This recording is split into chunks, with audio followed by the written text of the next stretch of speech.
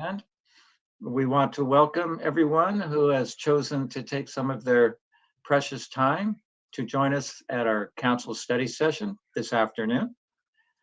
And I'm going to, before we call to order, I would like to turn it over to our fantastic Assistant City Manager, Nat, who is going to explain how folks can participate in our meeting if you don't know already. So Nat, you have the floor. Great. Thank you, Mayor Roberson. There are two ways that members of the public can participate in city council meetings. One is to join directly on ZoomGov using the Zoom app on your computer or mobile device. And the second method is to call into the meeting using your telephone. To join the meeting using Zoom, either on the computer, smartphone, or telephone, please use the link or the phone number that's listed on the agenda for today's meeting. That can be found at isearchmonterey.org. And since the meeting is already started, you'll find the agenda under the Recent tab. To join by telephone, please dial toll-free 833-568-8864, and then enter the meeting ID, which is, let's see, 160-125-3340 pound. And then if prompted to enter a participant ID, press pound one more time. Detailed instructions on how to use Zoom is available on our website at monterey.org/public meetings. To make a public comment using the Zoom app, you can virtually raise your hand by pressing the raise hand button at the bottom of your screen. And if you've dialed in by phone, you can raise your hand by dialing *9 and then unmute yourself by dialing *6. We ask that you do both. Public commenters will be muted until it's their turn to speak. I'll be calling on each speaker in the order of hands raised, and we ask that folks please stay within a time limit that will be established for today's meeting, which we will be showing using a countdown timer on the screen. And if you're connected live on Zoom, the timer is accurate with no delay. This meeting is also being streamed live today on YouTube, which has a 10-second delay, and also on Comcast channel 25, which has a 90-second delay. As always, we look forward to receiving public comment this afternoon. Back to you. As always, nicely explained. Thank you, Nat. So I will call the meeting to order, and I'll ask our very nice city clerk, Clementine, if she has a flag for us so we may do our Pledge of Allegiance.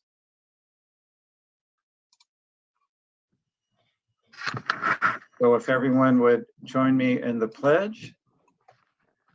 I pledge allegiance to the flag of the United States of America and to the republic for which it stands, one nation, under God, indivisible, with liberty, justice for all.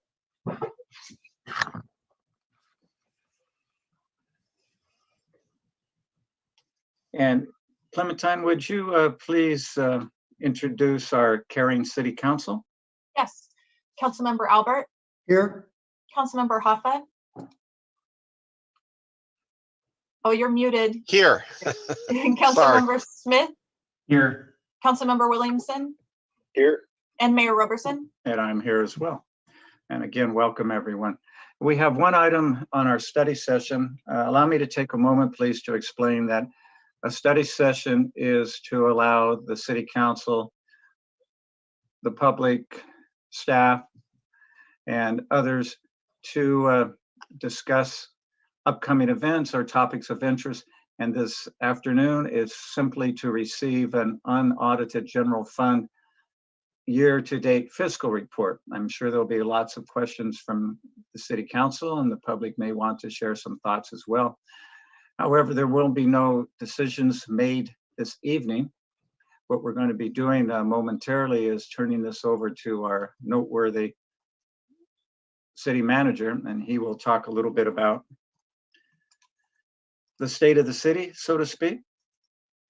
And I'm sure all of us are following the news, and we're looking around in the latest CDC order about masks if you're vaccinated, where it looks a little bit more open. And I know the CDC director, Melendez, I believe that is her name, is talking about things are opening up and we're having good news for a change. However, that isn't necessarily reflected in the financial situation or what cities are doing, because we have an entire 15 months to catch up on. And so being a tourist city in many ways, we're reliant on tourism. And I've heard from hospitality experts talking about as early as 2020, as late as, 2024 or 2025 before we get back to a new normal. So while we like to say there's a light at the end of the tunnel, that tunnel is still pretty constricted. And I think it's not doom and gloom, but it's a reality check. And I think that's a lot of what our report's going to be this afternoon. It would be my suggestion that since it's divided up into segments under discussion and so on, that we'll ask our city manager to make a presentation, then we'll pause and make it more of a dialogue rather than just a report and questions after. So if that's okay with Hans, we'll just open it up as we go if there are questions. And I think it's going to be important as you go forward to hit some of the highlights. I think one of the things is we're going to be talking about, just in general, is the stimulus money from the federal government, $6.2 million, which sounds like a nice big chunk of cash. And it makes a very small dent in our deficit, which is running around $30 million over the last 15 months. So that's why, as I'm saying, we will be getting, it's not so much an eye opener, but I think it's going to be something that is going to be a little bit sobering, especially since we're a high service city and all of us have high expectations of what to expect from our city, but it's going to take a while. And I urge all of you to, if you have an opportunity, to read the report, because I think you'll find it very educational. So Hans, take it away, please. Yeah, thank you, Mr. Mayor. Council members, I'm asking Allison to share her screen with us and put the presentation up, please.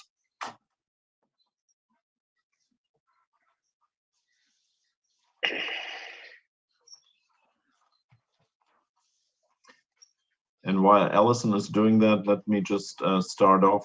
Today we will present to you our unaudited general fund update of ending March 31st, 2021. We will also give you a general overlook where we are in our current preparations for the budget. The next budget is coming. It's a biennial budget, and we are working very hard to put the numbers all together. And you know, of course, that we are working with a little bit changed team here, and we'll talk about that at the end of the presentation as well. I want to start off with 3 topics. I want to share a few informational points about the California State Auditor findings, talk about the fiscal impacts that we are experiencing with respect to our main revenue sources from our tax basis, which is the hotel tax, also transient occupancy tax, as well as the sales tax. And then we'll talk also briefly about the $6.48 million that were awarded as part of the American Rescue Plan to the city of Monterey. Next slide, please. The California State Auditor actually has looked at the 483 cities and 1 city county, that's San Francisco, that functions both ways, and has made some findings. And basically the highlight is the sudden consequence of COVID-19 are significantly impacting cities that rely on tourism and entertainment for revenue. And the next slide actually shows this a little clearer. It shows that basically cities that are relying on hotel tax have losses up to 66% from hotel tax, 12% from sales and use taxes, and 7% from business license tax across California. And we are in the same category. We have losses in TOT, we have losses in the sales tax, and we have minor losses in the business license tax. But what this basically shows you, Monterey relies, according to the state order, 37% on tax revenues coming from the hotel tax. 37% of our expenditures are funded by the sales tax. And the next slide will tell you, according to the state auditor's findings, we are at the risk of falling below the recommended reserve levels. We are one of 11 cities that they have identified which needs to cut services or expenditures and or raise revenues to close the budget gaps. And you see here we are in the company of cities that are mainly tourism based. The largest one at risk is Anaheim, that may exhaust their reserves. And the good news from Anaheim, I think, is that Disneyland is opening up again, I believe next week or so. But you see we are in the 11 mentioned in the 11 cities by the state auditors as identified as falling below our recommended reserve levels. And I need to remind the council once again, in February last year, in February 2020, we actually were for the first time in the history of the city of Monterey at the reserve levels that are recommended, which are 16.6% of our general fund expenditure. So we started the COVID-19 pandemic and when we really had the reserve levels filled where we needed to have them filled based on our outside experts who told us how much we needed to fund for that.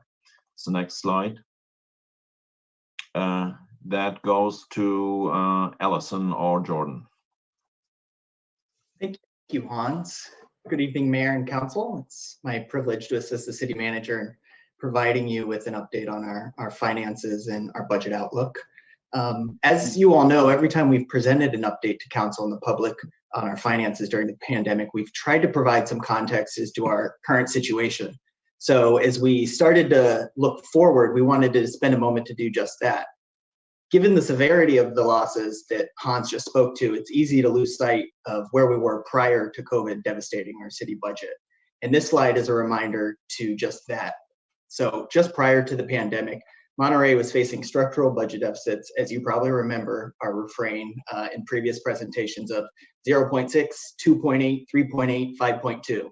We use that as a common refrain to try and educate the public on what we were facing. So as a result of that, Council took actions to remedy those structural deficits via Measure G. And all of this is just a reminder to say, as we think of considering our recovery from COVID losses, we should also keep our eye on the long-term recovery from our fiscal emergency as well. So on the next slide, one large component of these underlying fiscal challenges is related to pensions. And our Human Resources Director, Allison Hawk, is going to speak to that a little more, and then we're going to provide a further update. Thanks, Jordan. And what we just wanted to do here is just spend a couple of minutes on pension. We typically every 2 years come to Council and give you an overview of our pension costs and then talk about, whether or not we want to consider strategies for paying down some of our unfunded liability. Obviously, last year, we had a more immediate crisis to tackle, and so we were thinking we would be starting to tackle this pension issue, but needed to put that on the back burner. But we did just want to take a couple of minutes to remind you that of those long-term costs that were creating a deficit prior to COVID that caused us to declare a fiscal emergency, was one of the main drivers was our pension liability. So our pension liability is made up, our costs towards pension are made up of two things. And I'll just take a couple of minutes here to remind Council of those things. And that is the normal cost, which is expressed as a percentage of payroll, the employer and the employee share of that normal cost each year. And then we have an unfunded liability that's based on many things, but including prior year service for both employees and retirees. And that is the main escalating cost. So the unfunded liability is something that we will need to address in the future when we are able to. And as you see here, we have $165 million of unfunded liability. We are only 66% funded. So we do need to work on this. In each year, there's going to be a ramp up period for increasing our unfunded liability that we owe to CalPERS. and it's about $1.5 million each year. So it's growing each year, and then it will start to stabilize, but it will stabilize and level off at that higher level once we reach FY25. So we wanted to just remind you of that as something that we will be coming to in the future to talk about. And then just to give you some overview so that, you know, reminders of how this is. The costs, the normal cost is made up of not like a lump sum of money like the UAL, the unfunded liability, but every year we are charged with a certain percent of payroll towards the CalPERS benefit in addition to the unfunded liability. The employees share in that cost with us. So you'll see in this chart, we have employees that pay a certain percent of payroll, and then the employer pays a certain percent of payroll. Our classic fire, police, and miscellaneous, that means that employees that were hired with the city prior to 2013, they pay the number that you see there. For example, classic fire, the total employee cost right now is 14%. Employees are only required to pay 9%, but the classic fire employees pick up another 5% for that total 14%. Same thing with the police, they pick up another 3%. Our classic miscellaneous, our non-safety employees, they pick up another 3%. So they're helping share in that normal cost. But the city funds that UAL figure, that it's about $13 million this year that we pay just in one lump sum as our unfunded liability. So those are the two costs, the normal cost and the unfunded liability. And this is just a slide to explain how the benefit is actually paid. So the CalPERS benefit is paid by investment earnings. That's the bulk of it. And then the contributions from both the employers and the employees. So that defined benefit that we receive, a big portion of it is that CalPERS investment earning that is also driven that unfunded liability cost. And that is just because, as a reminder, if we look back 20 years, we've had some ups and downs in those investment earnings. And as you see in 2009, the investments returns plummeted. And that had really put the system into a spiral, which caused the legislature to pass that new PEPRA formula. And then also make all of these changes that we put in the staff report about the amortization and changes in mortality assumptions, the investment return assumptions, things like that. They made a lot of changes so that we can make up for those lost returns and try to get the system back in a more healthy place. So that's why we're ramping up that unfunded liability between now and FY25. And our intention is to come back to you in probably late summer, early fall, with a deeper dive into this issue, and then to also talk about what is it we can do to pay down some of that unfunded liability so that we can actually reduce it and save costs in the long term. A lot of cities have started to address this with different things, and so we wanted to present you with all of the options. It will be a challenging year, FY22, to tackle it, but we wanted to keep it on mind so that it's something that we think about as we're planning for our recovery. All right, Jordan, back to you. Thanks, Allison. We just have another couple of quick slides on some of the underlying fiscal challenges. So another component are our aging city facilities that are critical in our city's service delivery to citizens and residents. We've presented this infographic before, highlighting among those City Hall campus, our community centers, library, fire stations, our public safety headquarters, as well as the tunnel and parking garages, as well as long-term setting aside of funds for longer-term maintenance and prevention of repairs. So on the next slide is, on top of that, are a growing number of items that are of high importance to the council and the community, ranging from affordable housing, strengthening the local economy, water, homelessness, and growing climate change threats, and all of the impacts that has on our service delivery and our city budget. So moving ahead to an update on how we're projecting to finishing this fiscal year. So most recently in February, when we last briefed the council and the community, we outlined recommended budget updates that resulted in the amended budget totals that you see on the left-hand side of the table here. So those budget actions resulted in a projected need to use about $2.8 or $2.9 million of unassigned fund balance. And at that February presentation, council accepted those and took those recommended actions. So tonight, and let you know that we are still tracking to that expected total. We've seen some increases and decreases here or there amongst the various revenues and expenditures, but in total, we are holding steady.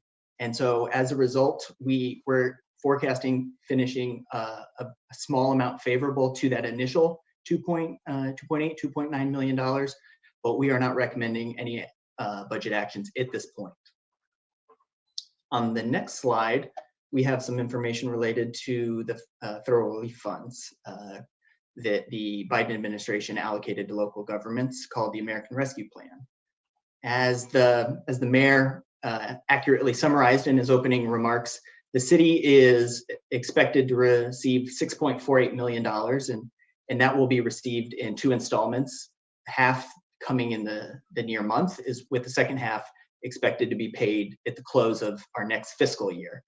So these are one-time funds, and they only represent 19% of our projected revenue losses due to COVID. And on the next slide, you'll see a little bit of context as to why that's important, where you'll see that the city of Monterey's portion of recovery from these one-time funds is drastically dwarfed compared to some of our neighboring jurisdictions and cities where you've seen a vastly different allocation.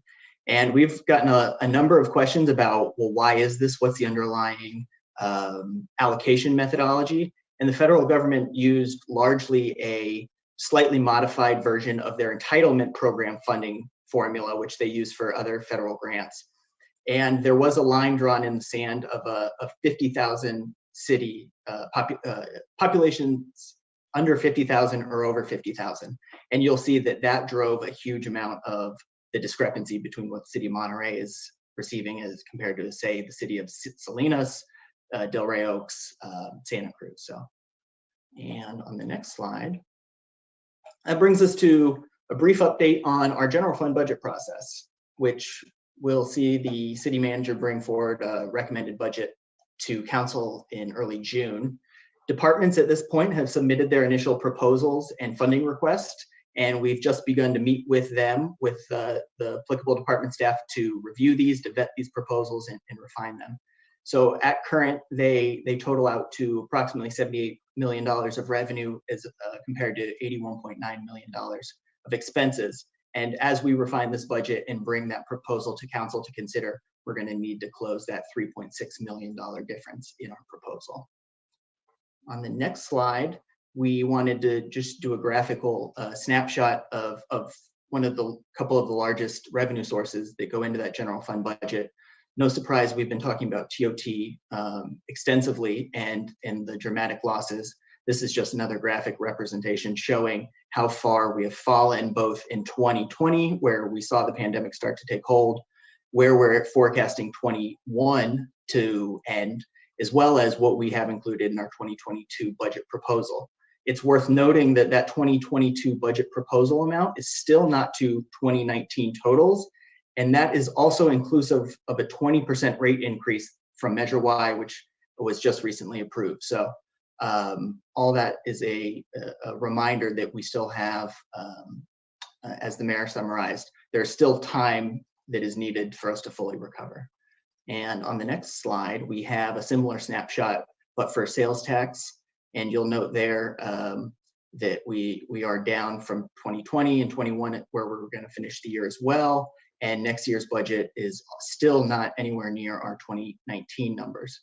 You'll see on the orange bars there represent the half-cent sales tax Measure G that council took action and the voters approved.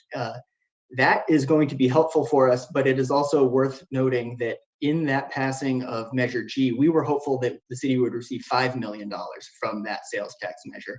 And as you'll note, we're projecting to receive only about $2 million this year and $4 million next year. So while that will be a big help in context of our ongoing fiscal emergency and some of those longer term fiscal challenges that this sales tax measure was aimed at helping resolve, we still have yet some strong growth that we need to see in that. So And then I think that takes us to the next slide of budget priorities, where I'm going to hand it back off to Hans to talk about our budget priorities. Thank you, Jordan, and thank you, Allison. So the bottom line right now is we are on track to end the year as we are projecting it, as we have done it in February. Right now, all the numbers that we are looking at are indicating that our budgeting, our projection for the end of this fiscal year looks in line with the actual revenues we are receiving. If we look forward to FY 22-23, there are things that I put into the category of must fund, and these are definitions that we have developed. That there's no handbook for a city to say these are the core functions you have to fund. There was a question by Bob Petty about this, and the core functions of cities are usually fire, police, public work services. People have a right to live in a safe environment. They have the right to expect that the fire department comes to their home when they are in need of services. We also include here the urban forestry because fire danger in our green belts is increasingly more imminent based on the climate change or the weather patterns that we have right now here in California. So there are no options for us. We got to fund sufficiently our public safety components, urban forestry management, as well as public works. We have to fund our parks and recreation department to ensure that our beaches, our parks, our rec trail are sufficiently maintained and that they are safe. Our residents, our businesses, 501c3s like Montage Health are still building, investing into their own buildings, facilities. We need to have community development helping with them with their planning of new or add-ons for their buildings. Building inspection has to inspect it, but also community development has to keep pace with the state laws that come down on us with respect to, for instance, housing, affordable housing. All of that cannot function without the support of the CAO office, the city attorney's office, our finance team, HR, IT. And we need to finance those services that we can only finance those services that we can sustain at one level or another. What we also need to fund in our city are those facilities or programming elements that are close and dear to our hearts and also fulfill a very essential function for our community to be functional as City of Monterey, to have a community feeling and knowing that you belong to this community. And these are the Sports Center, our library, the Schulze Center. When we closed Schulze Center, one of the things, the commitments we also made to our seniors was we are going to reopen the senior center as soon as we have the permission to operate it. So Schulze Center is one of those, as well as reopening of recreation programming in some of our recreation centers. We must have those as well, but we will have them at a reduced level. So we are working on, as you know, the Sports Center is open again, actually 6 days a week. No, it was formerly open 7 days a week. The library is submitting a scenario for opening up at least 40 hours per week. So these are elements that we must fund. And as the last bullet point, I entered into that the conference center. As you know, right now, we do not have conferences assembling in the conference center, but the conference center is the economic engine for the city. It's the economic engine for Old Town and the Wharf. It's the economic engine for many other businesses on the Monterey Peninsula, because during the week from Monday through Friday, it fills the hotels with participants at various conferences, from various conferences, And those participants want to spend their per diem in town, and they go into our restaurants for lunch, they go into the restaurants for evening entertainment and for evening dinners. And so the conference center is also an operation that we must open at the right time, on all cylinders firing, because it is important to attract the business again here and retain that business.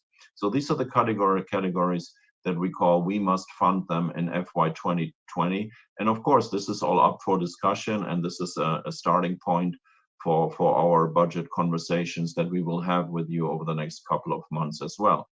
The next slide, please. What do I think we can possibly fund? We can possibly fund the MCCVB at a 6% level, because we need to reinvest into the economy of our city, or to ensure that our economic heart gets jump-started again. We need to have sufficient capital to bring back the hospitality industry that employs a great deal of our people working in those industries, but it also finances a library and sports center and rec center and many other services that we have. First Night Monterey is what we might be able to fund also in FY22. I think we need to fund First Night Monterey just because they have a high value for us, for our community, and it might be also, in all earnest, the first real community event again that will bring us all together on December 31st, 2021. United Way Monterey, you heard a great presentation from Katie last year. Again, this is one of those nonprofits that we have to fund. Community Human Services, a great partner in providing homeless services, whether it's for the youth or whether it's for families or for other homeless. We have to fund that. And I want to share with you that we are trying to figure out a way if we can fund the trolley services. The trolley is not just a tool to shuttle tourists from the parking garages to the aquarium and to the wharf and Canary Row, but it's also really a green alternative to really take traffic off our streets. And so we are looking carefully, cautiously, without promising anything to anyone. We are looking at a way if we can find maybe a cost-sharing agreement between several public agencies, including also the aquarium, to fund some sort of trolley service between July 4th and Labor Day. And so just stay tuned on that, but I think also this is probably a worthy service that pays us dividends. What we cannot fund in fiscal year 22 is, and you heard that also repeated by some of you on the City Council recently, we cannot create brand new programs. We cannot fund a pay down of our pension UAAL. And what Allison was explaining to you is very critical, and we will have a separate briefing of that after July 2021 to talk about the pension liability. But what I need you all to please understand is that the employees that we laid off are still part of the UAAL, and our obligation to pay for those employees that have left city employment, they still are part of the UAAL cost. So be mindful of that as well. We have to do upgrades to city facilities, but we have to be very careful of what of those we can do. Probably just the safety ones. Carpets may not get replaced. Paint jobs may not get done. So we have to do that. We cannot fund the trolley all by ourselves. I alluded to that we are working with others. We cannot go forward and hand out community service grants as we did in past years. Those worthy organizations, they need to find different ways of sustaining themselves without the $5,000 or $2,500 influx from the city of Monterey. And I think also and that's not very popular with the merchants in our city, but we really have to look at some of the free parking programs that we have in our parking division. The definition of locals, for instance, is 939. Everyone who lives in the county of Monterey is regarded as a local, and we're subsidizing that at a tune of $80,000 to $120,000 each year. Is that really a local person? Or is a local person maybe just a person from the city of Monterey? So these are topics that we have to tackle also over the next couple of weeks. And we'll bring forward to you also our recommendation, and I'm sure that other folks will weigh in on all those items that I just mentioned. And there may be quite a few others that I have not mentioned yet. Okay.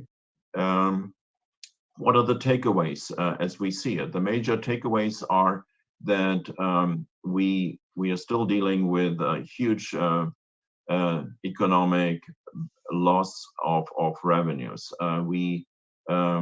We're utmost grateful for the funds that we are receiving, but they are just a drop in the bucket of our losses. So we are planning to use all $6.48 million going forward into the operations of our next budget. CalPERS cost will go up. We need to develop a strategy. Our facility needs are immense. You heard not too long ago the wish list of the library, and you heard also the expressed will of the council to say, let's look at the Cadillac version. Okay, let's look at that, but we got to develop a strategy. How are we doing that? Our overall budget recommendations will be cautiously optimistic. We could be cautiously conservative, but we want to be a little bit more optimistic because, frankly, I think there are many good reasons to look into the future more optimistically. The glass is half full right now. But we need to be very, very conscientious that our revenues will be limited, will be reduced. And of course, we need to address the pension liabilities and also our facility needs. Next slide, please. These are my last three takeaways. COVID-19 is still out there. Mutants are developing. The situation in India is grave, which tells us again, this is a global pandemic, and we are all in this together. And many areas where we still have outbreaks and where you do not have the vaccines that we have here are just a few flight hours away from us. So COVID is not over yet.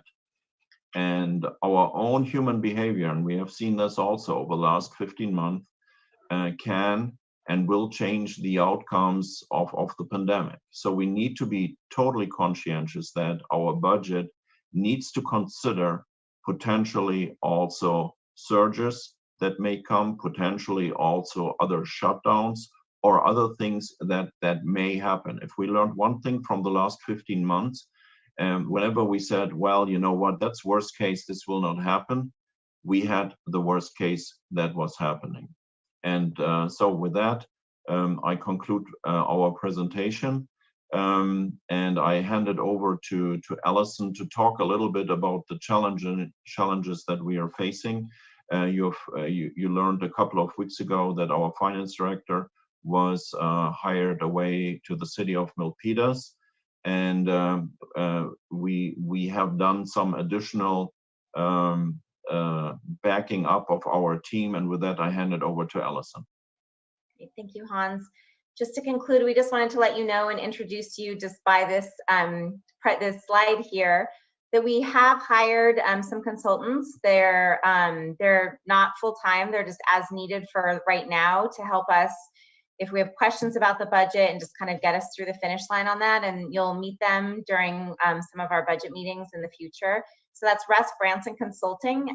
It's two individuals with Russ Branson Consulting, and that is Russ Branson.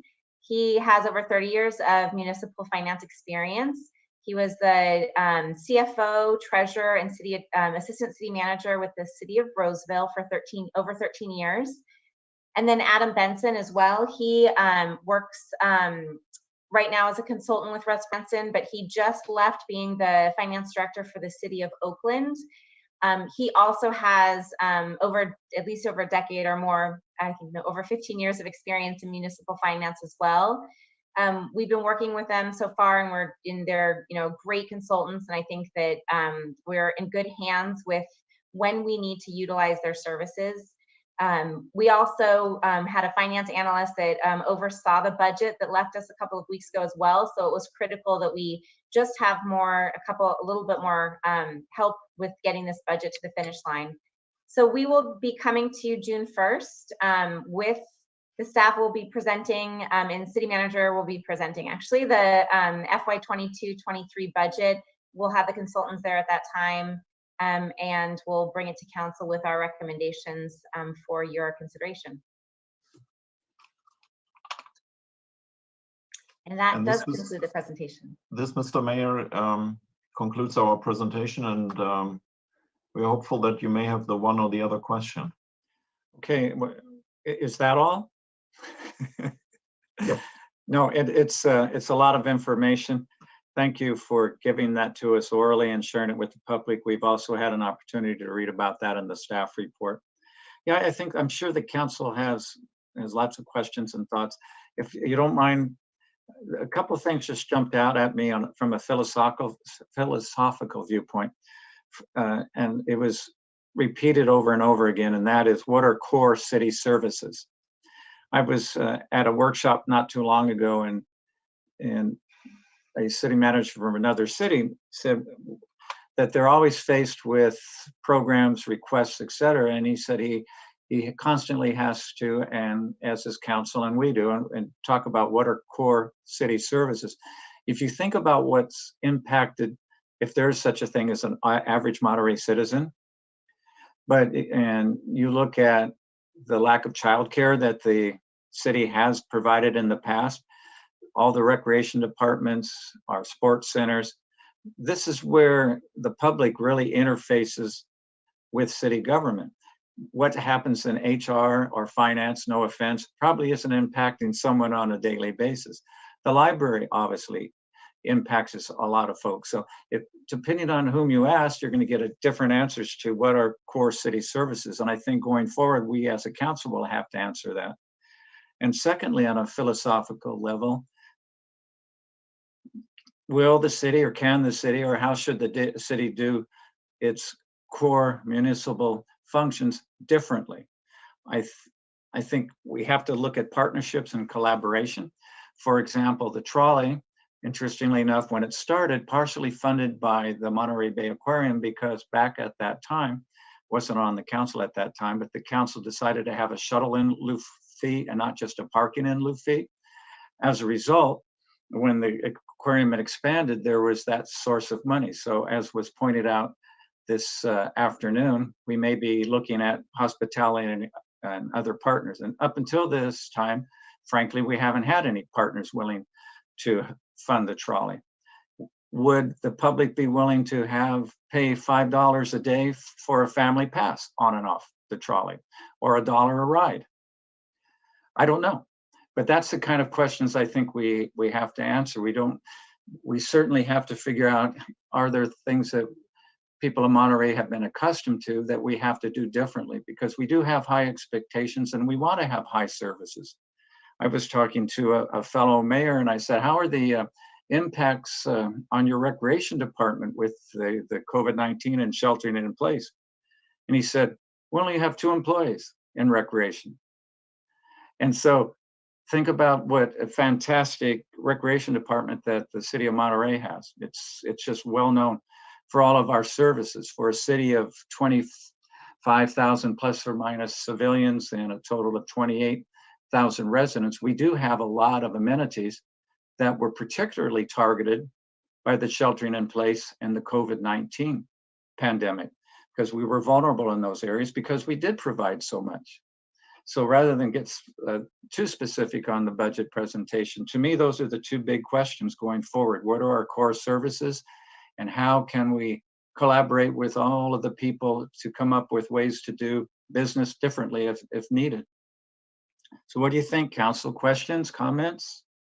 Any particular part of the report you want to hone in on?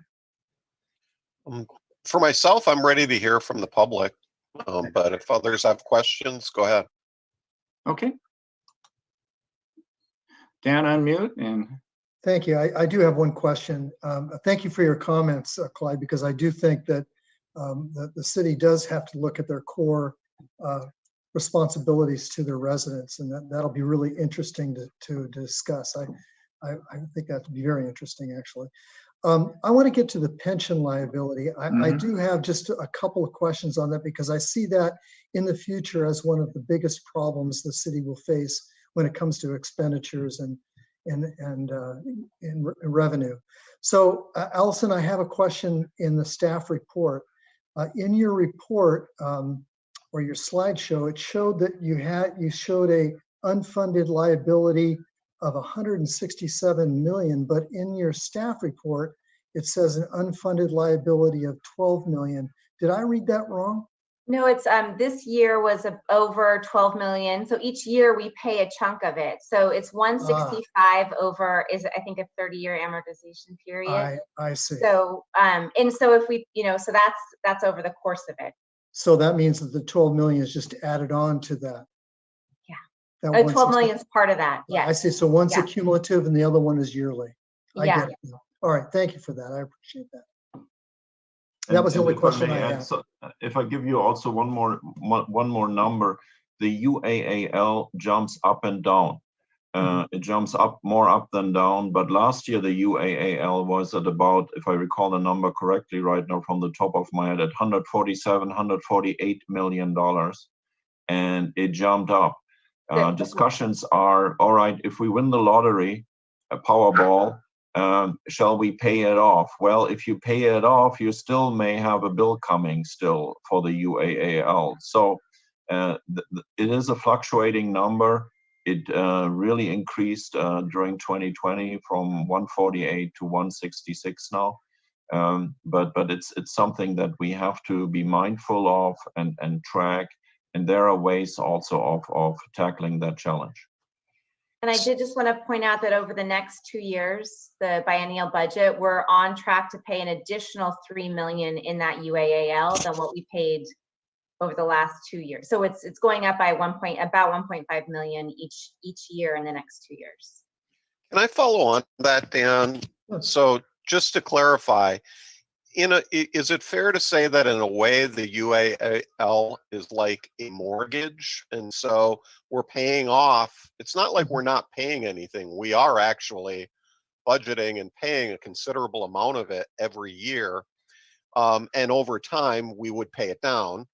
But the real challenge is the increase in the city's basically the amount we're being expected to contribute is going up through 2025.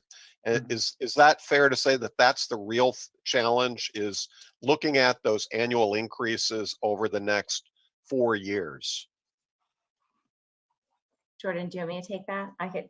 So yeah, in 2013, they made some changes to speed up how quickly we were going to fund that unfunded liability. And so they made all those adjustments, and CalPERS determined they were going to do a ramp up period where we were just going to start to see big increases. And then once we hit FY25, we're still paying a big amount, but it doesn't keep going up. It just levels off until we've paid it off. So that's kind of what happened because of the investment losses, the massive investment losses during 2009. There were years 20 years ago when actually we were super funded, which meant the market was doing so well we didn't have to pay any of that cost, and it's built up over time. And then formula changes, things like that. There's a lot of things that go into that UAL.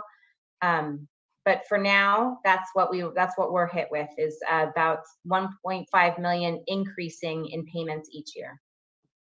If I might add on to that point to consider as well, the only added difference between that and, say, thinking of it as a mortgage is, as Allison had the slide that showed kind of the chunk of funding, what funds the benefits, such a large percentage is the investment returns of the CalPERS portfolio.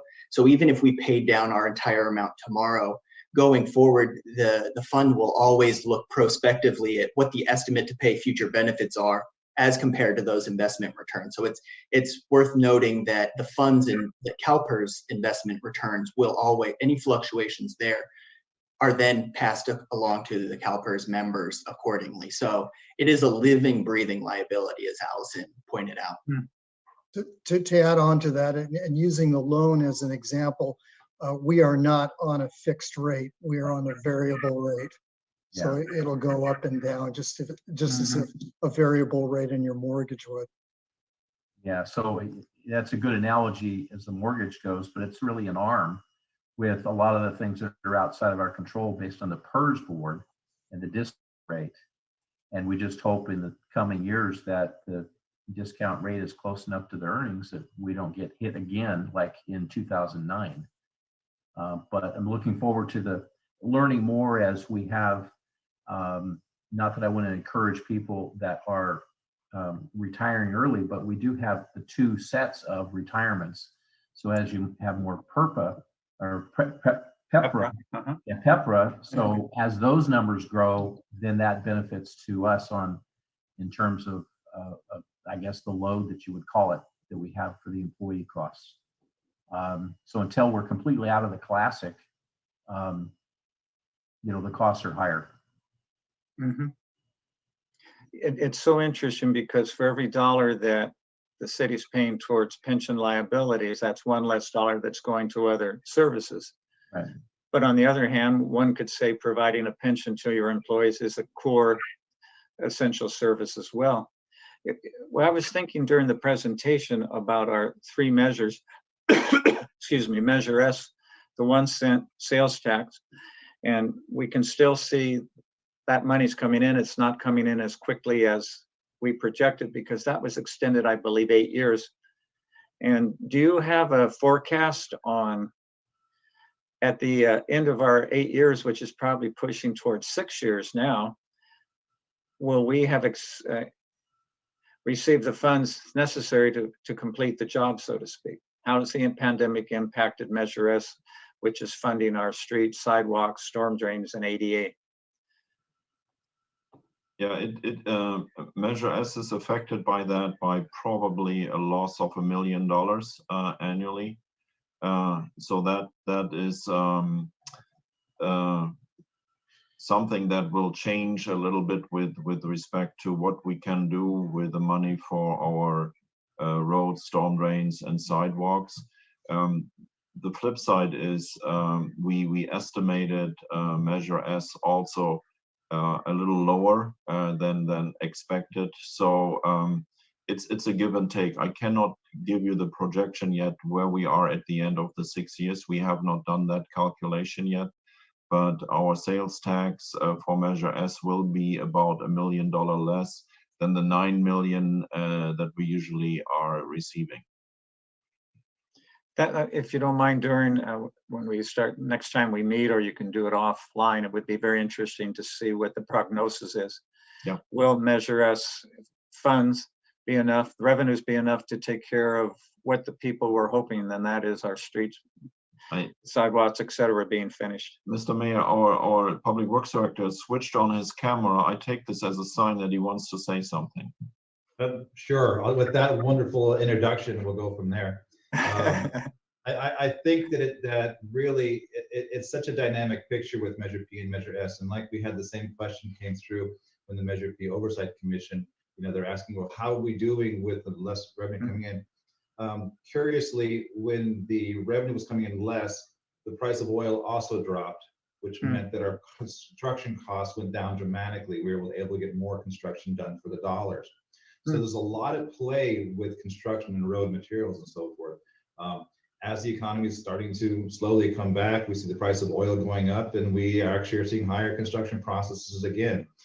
We actually are pretty much tracking in gross scale to where we thought we'd be tracking, because we did see less revenue coming in. We also had more accomplished for the projects that were going out. So I think we're okay. It's very difficult, and it's a lot of moving pieces going through this process. But as we told the Oversight Committee, I think that we are really on target to make our process at the end of our election period, or the measure.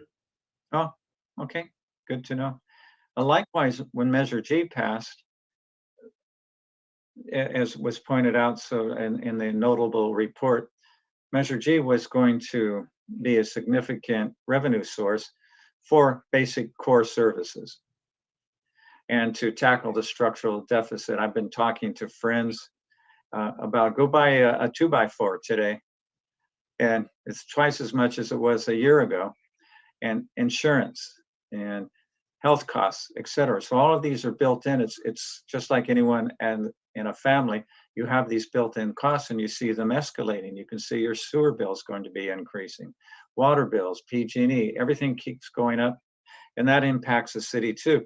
So the idea behind Measure G was to help with these structural deficits. And I'm just going to expect that will probably, hopefully kick in, might take a year or two before it really does start making a dent. Any thoughts on Measure G revenues versus our expectations on expenditures? I can speak to our expectation of how they're comparing to what we were hoping for the revenues. Yes. As I alluded to, at the time of Measure G being passed and forecasting against our base year sales tax revenue, at that point, we were hopeful that in its first year, we would see about $5 million from that transactions tax. For this year, we're going to be around $2 million is where we're forecasting to end in our first year. And then for next year, which would be a full year, we're seeing about $4 million. So still about 20% shy of what we were hoping with the passage of that. And then out into 2023, almost at about 4.4. So it's still underneath that initial $5 million, but showing some improvement. And that is if we don't have another surge or another pandemic or catastrophe. Then lastly, on measures, Measure Y, again, was my hope when that passed, and we are grateful to the hospitality industry and the residents who overwhelmingly passed that. I saw that as a source for that other big gorilla in the room, so to speak, or is it the elephant? I forget who's in the room. And that is our facilities. We have aging facilities. Everything except the conference center, because even though the sports center, one wouldn't say is old as the library, for example, or public service building. Anytime there's water, there's extra maintenance. So again, as you pointed out, Measure Y, the increase on the slide as you showed, we went from 10% to 12%. It always was my hope that increment of 2% would go towards facilities. I don't think that's going to happen for a while. It looks like that's going to go to core operations as well. I guess that's not a question. Dan, you wanted to say something. I'm sorry. Yeah, thanks for bringing up the revenue piece of it. I'd like to go back to that just for a few seconds. In the slide, or actually in the staff report, it talks about estimated fiscal year 21 actuals of 63.7. I think it's going to be really interesting from this update to the end of June, because are those revenues based on the tier that we currently are in, or the new tier, the yellow tier, if we go into that, or when it opens up in June 15th? And is it based on the purple tier, or what is that based on? Because as those tiers, as we move into the less restricted, there will be more people that will be coming to our peninsula, and those revenues will increase, obviously. That's the first question. And the second question is the 68.1. Those expenditures are based on what are currently in the budget for each department. Do you project that at the end of the year, that some of that money will not be spent? And if it's not spent, that 68 will be less than what it is today? Those were the two questions I had. Does that make sense? Yes, it makes sense. So yes, start with the last question first. Yes, we expect budget savings, or in other words, an underspending across all the departments. And that is part of our hope to use those underspendings as carryover into next fiscal year to pay for core services. So we expect an underspending there.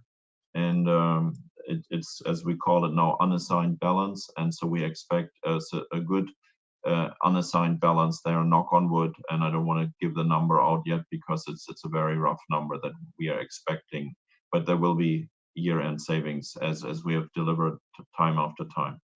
The other part is no, we are not looking into purple tier and orange and yellow tier. We are feeling the pulse of the tourism industry, and we are using several data sources to basically check what's the sentiment of the pent-up demand of the folks coming to the Monterey Peninsula. And so our projections are not based on health officials doing something or not doing something, because as I said before, human behavior influences the outcome of the pandemic, and human behavior decides whether they want to go to Monterey or not. And so the sentiment of those folks are being measured on a weekly basis by those experts who make a living of that and selling this back to the MCCVB or to the hotels.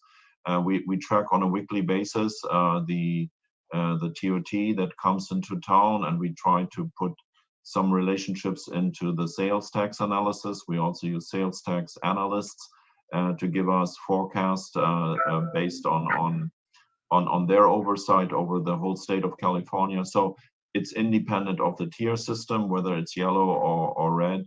It's based on the actual behavior of folks coming to the city. And the general outlook is by the hotels, by the hospitality industry, the restaurants, is generally positive. It's very positive. They are receiving inquiries for bookings. So they are receiving inquiries for group sales, the respective hotels. We are planning on having Car Week here again, and we are hopeful that we have complaints about stop and go on Lighthouse and Del Monte. That will be a good sign for us. So we are looking hopeful into the future, and we are cooking up the projections based on what the industry experts are telling us. And then, like I said, we want to be cautiously optimistic because we don't want to oversell, but we also don't want to undersell. So almost weekly, we align our data with the experts at the MCCVB. Well, thank you, Hans, because I know that's going to be a very difficult number to predict. We just have so many variables out there. I was just wondering if you were basing that on the restrictions that are being put on our community. Thank you. I think that's just to highlight. For instance, there is one expert in the field, works nationwide. They project a TOT for the city of Monterey of something like $15–16 million. The MCCB projects $26 million. That's a delta of $10 million. And both are right. So where will we land? That's what we are finding out right now, and that's where we're basically we're applying our secret sauce and hopefully land in the right field to look relatively good to you, but also not too bad to you in our realization of the actual TOT. But that's the span right now of estimates we just had 2-3 weeks ago in front of us: 15 versus 26 million. Somewhere in the middle. Okay, Somewhere Mayor. in the middle. Thank you, Mayor. I think that's all the questions I have. Well, that's Good a great report. question. Hans, I know some folks, when you were looking at possible funding, second to the last slide or third to the last slide, and you mentioned 6% CVB, first night, community human services. I won't bring them all up, but NCIP, do we see neighborhood and community improvement program getting its full funding going forward yes. at this point? Yes, that is like breathing for us again. So we didn't make mention of that, but thank you, Mr. Mayor. That was definitely an oversight, which we should have mentioned. Yes, we spoke with NCIP representatives, told them that the NCIP funds will be coming to the NCIP. The NCIP representatives shared with me They just want to wait until the council has final approved the budget before they start sitting down and spending the money. So from a staff perspective, we will not touch the 16% that will go towards the NCIP. We are still absolutely grateful to the NCIP saving our city last year when they were willing to defund a lot of the projects that ultimately council then de-appropriated back into the budget. And allow me to say one more thing that is very important in this context as well. As council know, we did a lot of budgeting about a year ago when we defunded CIP and CIP projects, as well as had to lay off 82 employees in various departments. If we would not have done that at that time, if we would have said, let's use our reserves, we would have been broke by November last year. So we would have spent all our reserves down, and in November, we would not be able to make payroll for whoever is still on payroll at the city of Monterey. So while those cuts were very hard and were very difficult for every single one of us, somebody means something who left us. For many years, we worked together as a team. When we lost all those team members, in retrospect, the actions that we took in April and May that led to those layoffs in June really kept the city functional. And in retrospect, also when you look at the course of the pandemic, these were the very bold steps at that time, courageous steps, tough steps. But in the end, looking back, they were the right steps that we took at that time. Would you talk a little bit about the library? And Yeah, our expectations there? Yeah, the library, as you know, the library board of trustees has their own governing body, and they are preparing or have prepared a budget recommendation for the city council. And I'm happy to hand it over to Inga and let her explain that. I want to assure you that we, the city manager's office, Inga, and the library board have worked hand in hand on their budget recommendation. And with that, I hand it over to Inga. Sure, thank you so much. Thank you to Hans and to our city council and our viewers, and thank you to our library board. So in preparing a budget proposal for the coming year and the following year, the library board looked at phasing in our staffing. And we knew going into this that we weren't going to be able to go back to the levels that we had been at pre-pandemic. We knew before the pandemic that we were going to have to reduce our spending. And so in the proposal that we submitted, that the board approved and we submitted, we are being extremely frugal. We're starting off with relying on a lot of part-time staff and phasing in full-time and regular part-time staff very gradually. So it's actually, we're kind of looking at a 3-year plan where we're starting off with maybe the first 6 months relying heavily on part-timers, and then bringing in another 1 full-time position in the second 6 months, and then another full-time position in year 2. Pre-pandemic, we were at 21 point something full-time equivalent staff. What we're proposing is 11.3 starting off. So just focusing on what are the core services that our community wants, and not adding any frills initially. And being, we had been open 52 hours a week, we're looking at 40 hours a week. So that's what we're looking at. And then the other thing is we have a Friends and Foundation, and they're in the middle of a campaign raising funds for the library. They've really stepped up. They recognize that it really has to be a public-private partnership to provide the level of library service that our community wants. And so they're in the midst of an 18-month campaign. And I don't know if you saw, there was a big page, full page ad in the weekly this last week. And luckily, community members are stepping up and supporting the library that way as well. And a very nice letter in the weekly from Marcia Moreau as well. Our chair, yes. So our board Yes. has been doing a really good job too. Thank Yeah, you. well, we want to personally want to thank you, your staff, and the board, because the library was really devastated by this.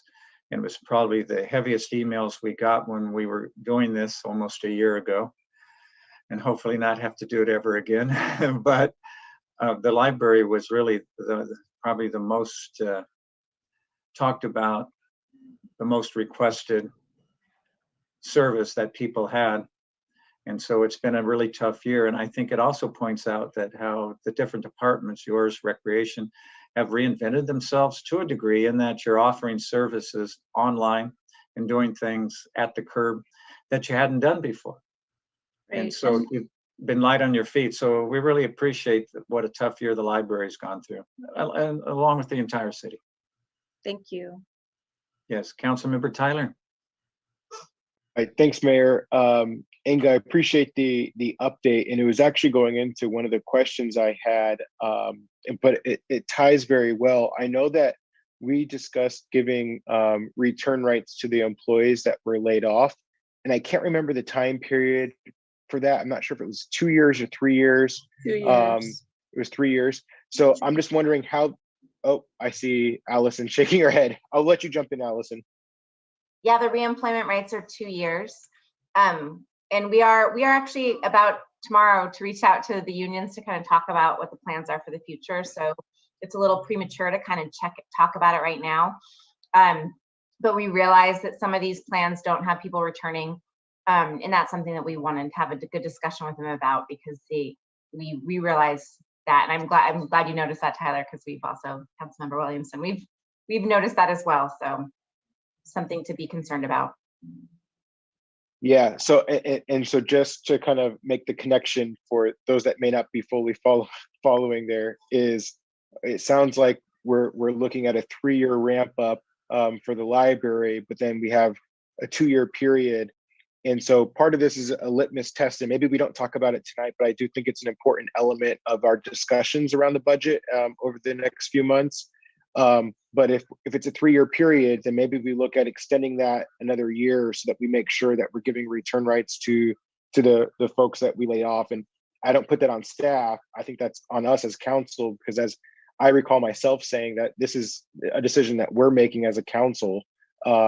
And so I just want to make sure that we're honoring those relationships, those people that we've considered to be part of our family. So I'll delay kind of more questions on that until maybe until our June discussion, and I look forward to hearing how those conversations go with the union. I do want to clarify that we're not ramping back up to pre-pandemic staffing levels, however. And so the folks that have been laid off will be eligible to apply for the positions, but we're doing a reorg because we know that the city is not going to have the funding that they had before to put towards library service. So it's not going to be that all those positions are coming back, although the people that were laid off are certainly welcome to apply for the positions that will be available. Okay, that's so it's grim. It's a little concerning to me, but again, I don't want to go into a whole thing about that right now. I would encourage, though, folks in the public that do really care about the service levels from the library, that the library board is a really good place to start having those conversations, right? Because the library board is going to be that body that makes the recommendations and requests. That's kind of where that comes from. So I just encourage folks to start there, because that body has a lot of power and authority to kind of give general direction in regards to what's done with the library. So I just wanted to throw that out there while we were having this discussion. I think another thing the public can do, I don't know if this is that show. Make a donation. That's a nice plug, Mr. Mayor.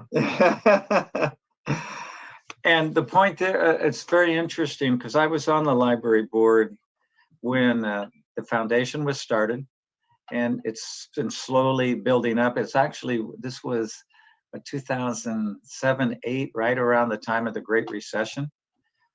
And I think the Harrison Library in Carmel has a huge foundation where the idea behind foundation is you never spend the principal, you only spend interest and spend the interest because you don't touch the principal. And it would be a really good thing to get the Monterey Library to that level as well. And I'm hoping as a retired teacher, seeing my grandkids go back to school and also my teaching family going back in person, I think the library, again, is going to be a magnet for our Monterey High School students. And so I just would put out a plea that, again, that question I asked, how are we going to do business differently? This is collaboration. We're going to have to see what we can do privately and publicly. Yeah, and Mr. Mayor, as Inga pointed out, and Councilmember Williamson also explained, what is being proposed right now is the budget proposal from the library board. And the library board, of course, is by city charter the organization that, as a board of trustees, so to speak, is ensuring that the services of this community has been met, and the council is the body that allocates the funding towards the library. So this is the rule of the roles of the two groups that are tackling the very sensitive and difficult task of reopening the library. And one element that Inga, I think, did not mention, but which is important to all of us, is the Bookmobile. We will have the Bookmobile running again soon, next fiscal year, and it will ensure with sufficient staffing that we are delivering services to vulnerable communities. And that's very important as well, that our outreach services through the Bookmobile bring also literature and information to groups that otherwise would not have the time or the means to get to our library. I think that also highlights that how are we going to do business differently? What's the new normal going to look like? And we don't know. If you take a look at a building downtown San Francisco or a Silicon Valley where a lot of the employers are working from home now. Will they come back? Can you imagine what the impact is in downtown San Francisco when major companies aren't renting or buying those huge buildings anymore, and you're a retailer or you're a restaurant or you're any kind of service, the laundry, etc., that has to devastate those core downtowns. So we don't know what the new normal is going to look like, and I think the library board understands that, and they're being cautious, as we all have to be. We have done studies in the past of, where do people go besides the library when they come and visit the library? And a lot of folks do run errands in the downtown when they come also to the library. So there was a big concern when we were closed on Sundays that there were just less people in the downtown area because the library was closed.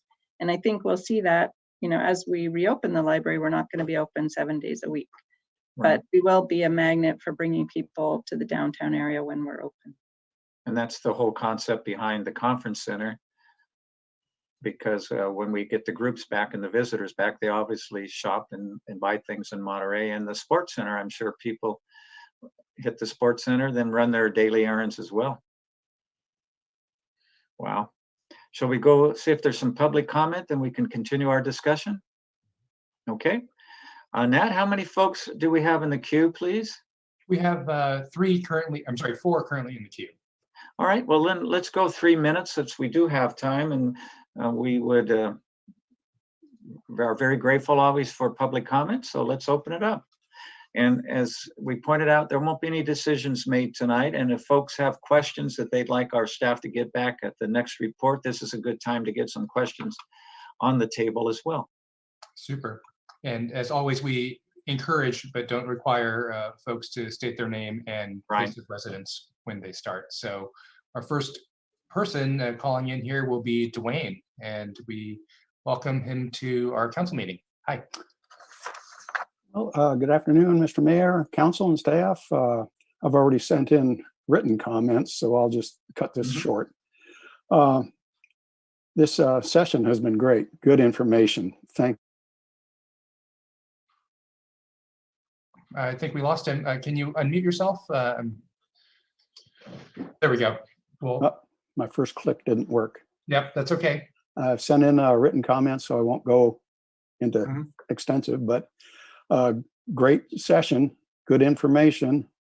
And for myself particularly, it's interesting to hear the news on NCIP. To me, defunding the police is a popular thing that's going around in some parts of the country. I find it peculiar. You just don't hear defunding some of the other emergency services. The experience from some of these cities, from what I understand, defunding the police departments results in increased crime. For us, that would possibly indicate or result in decreased tourism, and that would not be good. So the analogy that comes to mind, part of it used to be funny. It's not now. Defunding the police to me is like putting screen doors on a submarine. The results are the same. Both will likely sink. So for those who view that otherwise, I'm sorry. Thank you for my time. Have a good rest of the session. Thank you, Dwayne. Okay, we are going to go to our next caller, and that's, let's see here, Jeff Novin. Jeff? Yeah, hi, council. Can you hear me? Oh, we can hear you. Yes. Well then, thanks, y'all. Well, thanks so much for all of this presentation. I wanted to return to this question of the end is in sight, but we're not there yet. And I think the question that we've got to be asking ourselves as a city is, but for who? For who is the end in sight? You know, the state says that we need to cut services because of the risk of exhausting our reserves. The city manager says that we need to cut services and that we can have, under no circumstances, any new programs. But the police have not really had to deal with many cuts at all. If I'm not mistaken, they didn't lose a single employee. Whereas I think, as you mentioned, over 80 other city employees were cut during the pandemic. And so we're seeing an absolute devastation 1 year later of what happens when you take the heart and soul out of what keeps a city truly safe. You know, we're coming to you as advocates for common sense budget moves, which is simply about moving money from the police into other services that not only keep us safer, but also are the ones that are more cost effective. We're really looking to avoid pouring in ever more money from our minimal public coffers into an extremely expensive department. Not only expensive in terms of how much money they incur as a percentage of the general fund, percentage in terms of how much each individual employee costs the city, but also the social cost of policing. And I don't think that, you know, it's very difficult to see what the social cost of policing is if you talk to Black and brown residents that have had deleterious experiences with the police in our community.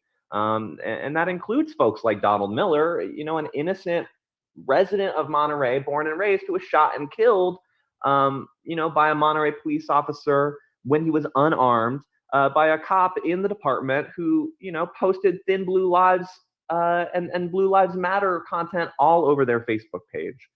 So Dwayne, I want to respond to you. I think the empirical evidence is pretty straightforward that proactive policing can really, you know, basically induce major crime. There's a great article from Christopher Sullivan in Nature from 2017, evidence that curtailing proactive policing can reduce major crime. So the idea that policing actually curbs major crime in our city has no empirical backing.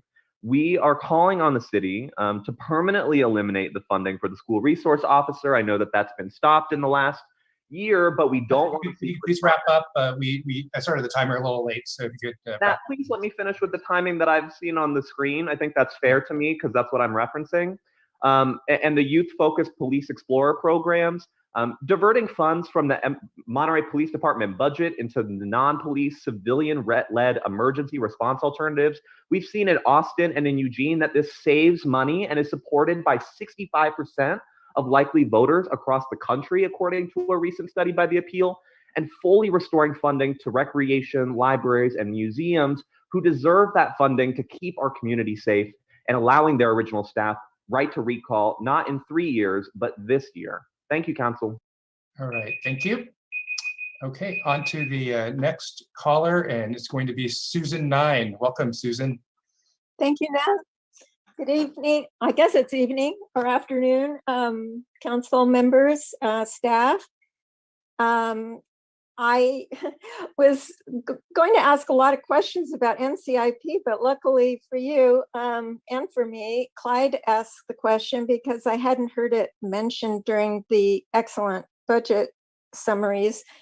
I hadn't heard that was planning on being reinstated for the next fiscal year. So I assumed that the graphs and so forth reflected, as far as the hotel money, the city keeping all the NCIP money for another year. So I am very thankful and delighted to be able to take that news back to the neighborhood association next week. And I really appreciate it. I mean, I imagine it was a real temptation to continue to utilize that money to help balance the budget. And when the decision was made to, I think, take 2 years of funding and defund projects from the past that hadn't been started yet, I remember the mayor saying that he was planning on acting in good faith and restoring that as soon as possible, but I didn't really expect it this soon. So thank you so much. And I hope the neighborhoods will continue to play a part in prioritizing it to some degree. We have the capacity, as do you, to survey the residents. So if we can be helpful in that regard, please let us know. And regarding the police, being the head of a neighborhood association, you hear and follow residential crime. It has been on the uptick. Mail theft, car break-ins, increasingly common. And this is at a time when the hospitality industry, the tourists are probably at a relative low. And with full tourism, the police have reported to us that it does take a lot of additional time and more issues to deal with. They're also sort of the front line in dealing with the social problem of homelessness. And so if there are issues regarding police conduct, yes, by all means, we should address those, as should all of the municipalities, police departments throughout the country. But I would hate to, we would actually like to see more of a police presence just patrolling in the neighborhoods as a deterrent. And so we would not be in favor of a smaller staff. So thank you so much, and great presentation. Bye-bye. Thank you. Okay, let's go to the next caller, and Kayla Fossum. Kayla, welcome. Hi, Kayla Fossum, president of Villa Del Monte Neighborhood Association, and I did submit a letter basically supporting our police department and also staffing for it, which they have been understaffed for years. I believe they continue to be understaffed. There was even a grand jury report on that a couple years ago, that they're understaffed. They also are in a very aging, crumbling building. They're very cramped in there. I think our police department is awesome. They are not like some of the police departments nationwide that do have policing practice problems. However, saying that, every police department needs to review their practices and policies, and I believe under Chief Hober that has been done. I've seen evidence of that. I think a lot of these people calling for quote unquote defunding the police are either out of the area, or maybe they used to live here and they no longer live here. I don't think they have a good understanding of what actually goes on here with our police department, and how our police department has, before the pandemic, they developed this MDOT, multidisciplinary outreach team. They go out there to the homeless. They help the homeless. In fact, there was just a report today from the police. They heard from a citizen who, alcoholic, homeless, lived on window on the bay for over a year. And it was one of the CSO, community service officers, that helped this person over a period of time. This person is clean and sober. He's not homeless anymore. I mean, that is awesome. And so I want these other people that are listening, who are calling to defund our local Monterey Police Department, do your research locally, okay? I think you guys are really off base. And I also agree with Susan Nine that I would like to see actually more patrol of our neighborhood. There has been a huge uptick in car theft, burglaries, and I know that's actually everywhere. It's not just here. So, and lastly, I do really support our social services like the library and the other services to outreach to homeless, to the impoverished, which, by the way, my neighborhood, we have the biggest concentration of low-income residents here and of people of color, and we support our police. Thank you. Thanks so much, Kayla.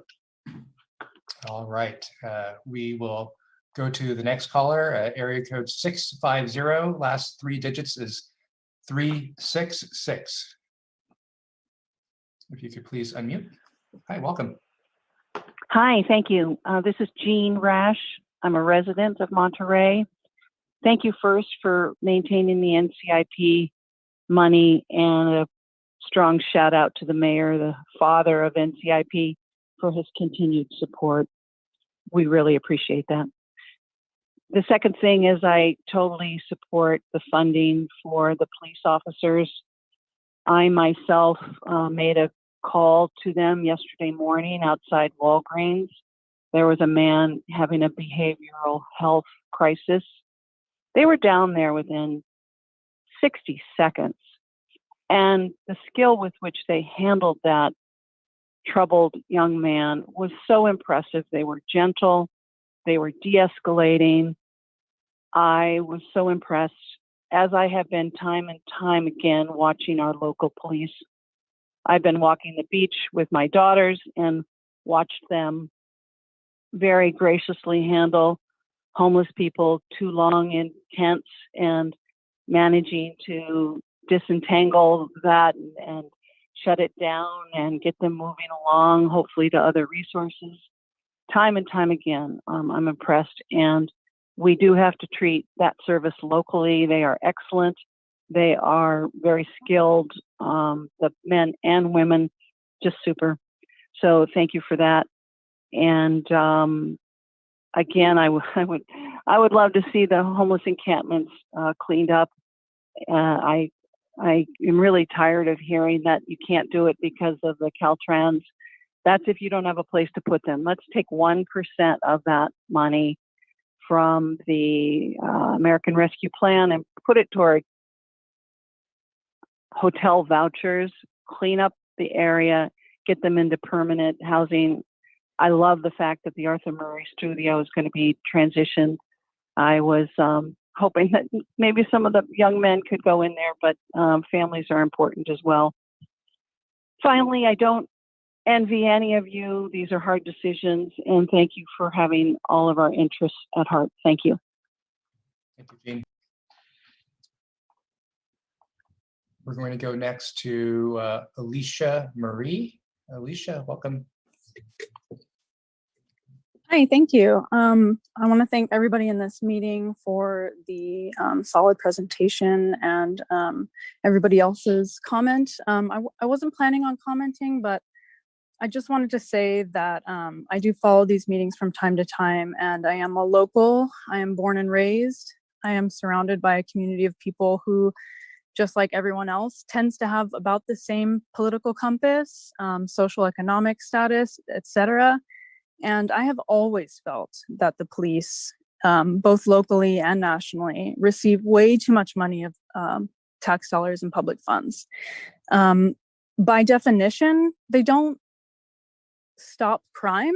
They always show up after the fact, or they show up when someone suspects something is happening. And the idea is that, yes, absolutely, let's get homeless people vouchers and transition into permanent housing. If there's some other way to allocate funds to do that, then absolutely, let's explore all the options. But in the meantime, the police are getting, I believe, way too much money because they shouldn't be doing all of the things that they're doing. They should be alleviated from the behavioral health and these, someone called them social problems.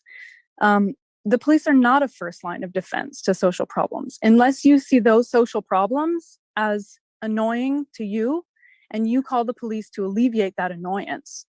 But our idea, people who would like to reallocate funds to social services, the idea is that people show up without guns. People show up without bulletproof vests, without tasers, without qualified immunity. You know, people who are nonviolent show up to help people in need, to get people connected to services. This is no disrespect to Monterey PD specifically. It's just a broad push to get people services that they need without, you know, showing up with Glocks and qualified immunity. Because as we know, as we've seen time and time again, anything could set off that interaction. And it doesn't need to end in violence. It never needs to end in violence.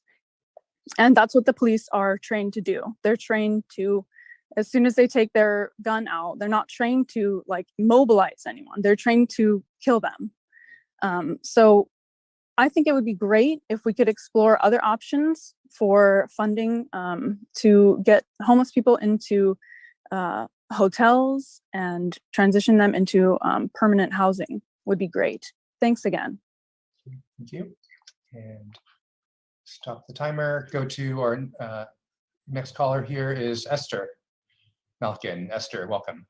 Good afternoon, everybody. I just want to say thanks to the staff for doing such a great job in managing our city through these historic crises and pretty seamlessly, I have to say, including the police department. Our police department has been exemplary and has managed our city through this crisis along with the rest of the city staff in a way that the residents have really not had a lot of complaining that they can do about it. I want to point out that this Jeff Novin or whatever, however you say his name, did not state where he is a resident of. And almost all of the comments that came to the council today are from community leaders, including myself as the vice president of Laguna Grande neighborhood, which is also the more diverse, low income and more affordable section of the city, which does have more police interaction probably than other residential areas because of that. And we have had long-standing relationships with the police department and are very supportive. The police department has been hampered by a lot of the state orders, executive orders during COVID, and there are a number of examples that we can spend a very long time on citing how well they serve our city, including the fact that they have the highest vaccination rate of any other police department in the area, which shows their commitment to protecting the public, regardless of what outsiders want to come in here and describe that applies to other areas that should not be used as some sort of cookie cutter method to suggest what should be done in our city, that those of us that participate in our city activities on a regular basis, not whenever they decide that they have a pet project to come in and speak to and flood our emails and our council meetings and whatnot with their latest activism, and still a year later not acknowledge the fact that this police department is not in the same boat and should not be considered or treated like the other police departments that have problems do. They come in and they want to talk about these generalizations that simply do not apply to our police department. If they were really interested in finding out how our police department operates and why we are so supportive of them and they are so exemplary, they should make the effort and take the time to actually spend some time on educating themselves with what our police department has done and continues to do to maintain the de-escalation tactics that they use and a multiple of other programs that they've been trained on that other police departments look to as well. Thank you.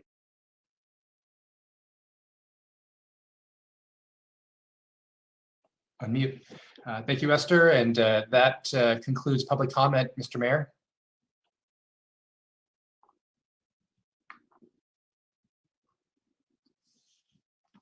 Oh, we can't hear you, Mr. Mayor. Thank you. Gracie was telling me that she needed her snacks, so I muted her. And so anyway, any final staff comments, and then we'll go to final council comments. Hans, anything from your very notable staff? No, thank you, Mr. Mayor. We will be bringing forward a budget proposal that will be reflective of what we heard today. And of course, that will be then reflective also of your input that you will give us then when we show you the numbers as we will see them develop by the end of May. Okay. Any council members have a final thought or a question they'd like to share?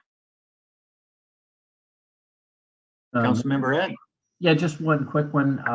Yeah, thank you for the staff and the presentation and this snapshot of where we are in the world of moving forward. You know, all these decisions are tough for everybody, and especially tough when we're talking about, you know, the either or. It's the, you know, which is more important. When you put it all on the table, you could basically say all city services are absolutely vital and important, but we know that that can't be the case, and we have to prioritize. You know, I think we'll have more to say in June once we see the definitions and the choices we make. But I know that the choices for me are not always just 1, 2, 3, 4, you know, lineal. But there is a myriad of choices we have to make to do so many things and continue with services as we can. And there is a light at the end of the tunnel, as we've seen some reopenings. We've seen the health reports getting better. We know we're getting vaccinated, as well as we are reopening our community in many, many phases. So we look forward to seeing how that's going to turn out in 2021 and 2022, and look forward to making the tough choices. But I just want to remind everybody and who's listening and some of the callers in terms of, you know, it is not black and white in terms of making easy choices when we get involved in making a choice over another choice. In some cases, the city services, we have to find a way to do most of it, but it can be tailored with the amount of revenue that we have. So look forward to June. We get more details, and thank those that called in and thank those who watched the presentation, because all very important pieces of information as we lead towards making, again, in this year, some important decisions. But we've got a fantastic community and fantastic staff and leadership with Hans. And I'm privileged to be with this council, because I know this is a working council who takes all of this serious. But thank you. Thank you, Councilmember Ed. Councilmember Tyler? Yeah, so I just wanted to, in some ways, echo Ed's comments, and I do think that the staff deserves a lot of appreciation. although we're still trying to, figure out or find a sound footing, financial footing, it's clear that staff has worked hard at managing expenditures. So this staff report demonstrated that, and I think it just indicates how above and beyond staff has been kind of really digging in the last several months, and still kind of trying to push through this amongst the stress associated that every single one of us are going through. I don't care who you are, I don't care what you say. COVID has had some kind of emotional toll on all of us. So just tremendous appreciation for the work that staff's doing. It also showed in this report and the several meetings as indicated in the staff report that's led up to today and the continued conversations moving forward. And I particularly appreciate the element that was included in the last few budget reports regarding public input and just making sure that we're working with the public to provide opportunities for input and dialogue, and hopefully we can continue those opportunities as we move forward.